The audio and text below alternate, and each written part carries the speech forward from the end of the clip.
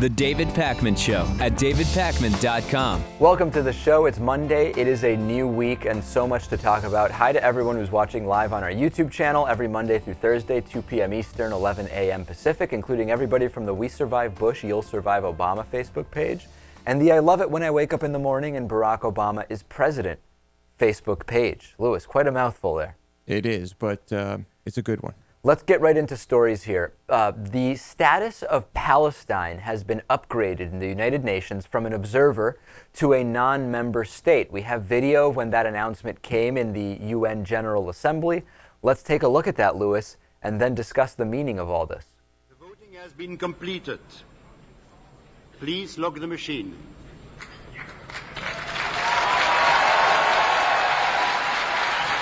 So it's announced, everybody at the Palestine area clapping.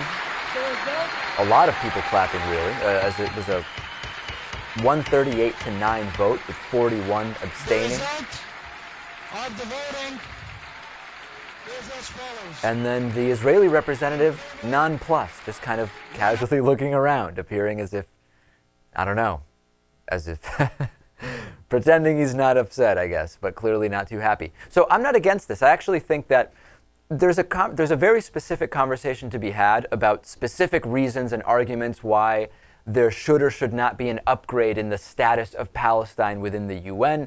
Quite frankly, that is not really the discussion to have here because it's happened. Now, again, I think one thing, Lewis, I got a lot of emails, people misunderstanding. This is not full statehood, so to speak.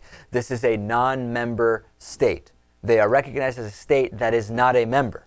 So that's a distinction I think is important to make here. Of course, yes. And Natan, also, I think that there was this idea that anyone who considers themselves to be unconditional supporters of the existence of Israel would be against this. And I actually am not finding that to be the case. No, I mean, certainly there's some right-wing hawks in the U.S. And in Israel that are against this just on general principle. But most reasonable people agree that this is fine. The issue is whether it's going to lead to negotiations and further talks.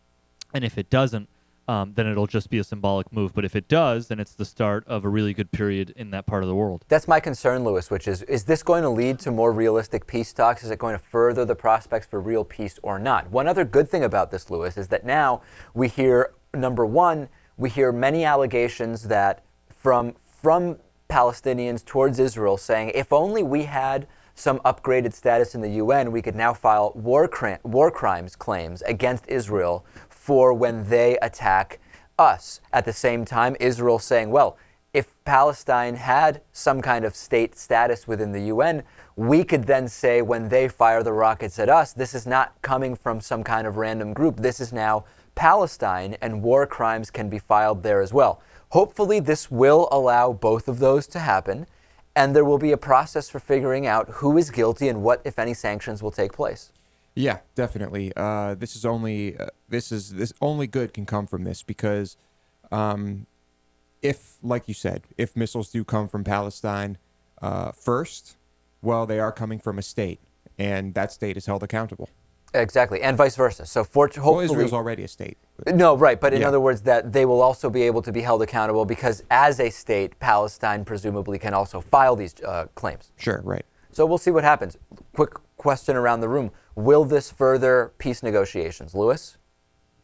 I mean, it'll help. I don't think immediately, but in the grand scheme of things, I think it's moving closer to peace, yes. Natan? I think it's too early to tell, but certainly what Netanyahu did this weekend in planning new construction in the West Bank settlements is a move backwards. Absolutely. And the exactly wrong thing to be doing right now, and doesn't help the cause at all for both sides. No question about it. The building of settlements immediately after this happens, the planning of more settlements, big mistake. Right.